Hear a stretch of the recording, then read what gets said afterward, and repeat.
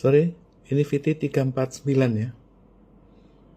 Kemarin itu telah ditandatangani oleh Perdana Menteri Tiongkok dan Presiden Prabowo mengenai KLBC. Apa itu KLBC?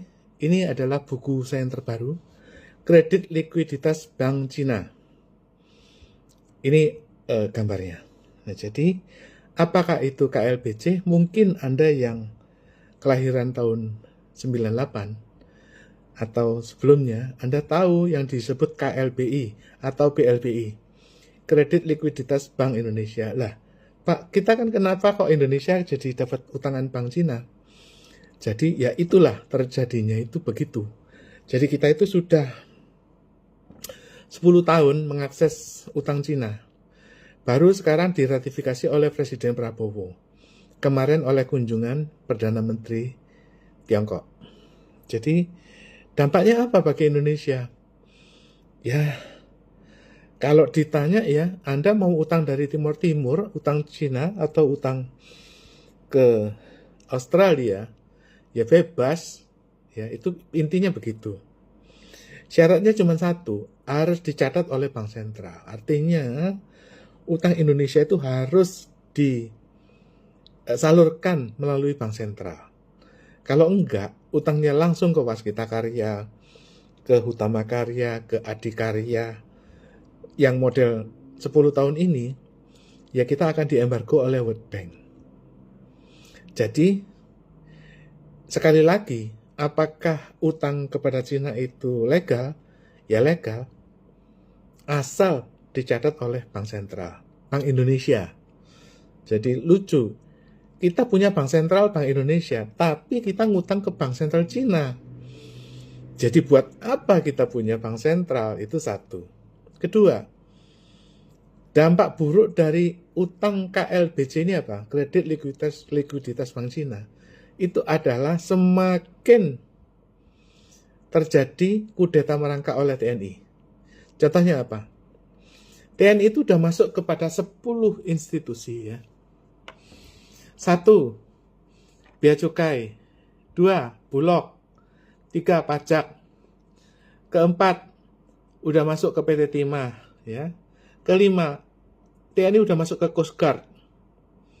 Keenam, TNI udah masuk kejaksaan. Ketujuh, jadi sekarang rahasia-rahasia pajak, rahasia-rahasia bea cukai itu diselenggarakan oleh pasukan TNI.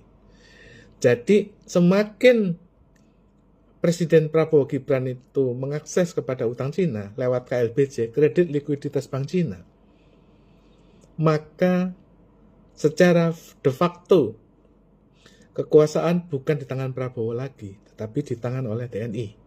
Karena TNI itu sekarang udah berani masuk kepada TNI mengirim surat kepada Bea Cukai untuk menolong temannya yang nyangkut barangnya di Bandara Cengkareng. Dan itu akan terjadi terus. Kenapa? Ya, ibarat kata itu gini.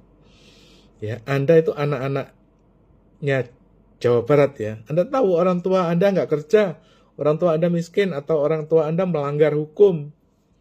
Ya anak-anaknya ikut liar. Jadi karena TNI tahu presidennya itu melanggar hukum apa? Melanggar hukum kredit likuiditas Bank Cina. Itu udah sering kali ditegur dan Indonesia diembargo oleh World Bank. Jadi ketika dia tahu bahwa otoritas di atasnya itu bermasalah, ya TNI-nya ya menunggu apa lagi gitu loh. Semakin lama menunggu, TNI itu semakin mangkrak dan semakin tertinggal. Oleh karena itu, inilah dampak yang terjadi. Apakah dampak ini buruk atau bagus? Tergantung Anda menilainya. Kalau Anda pengusaha, Anda merasa bahwa ketertiban hukum ini lebih bagus dengan masuknya TNI, ya bagus. Tapi kalau misalnya Anda lebih suka premanisme, ya pakai preman, pakai partai coklat, ya nggak bagus. Yang paling terdampak itu apa? Ya partai coklat sekarang itu udah nggak ada lagi dua fungsi polisi. Udah dibubarkan. Kira-kira demikian.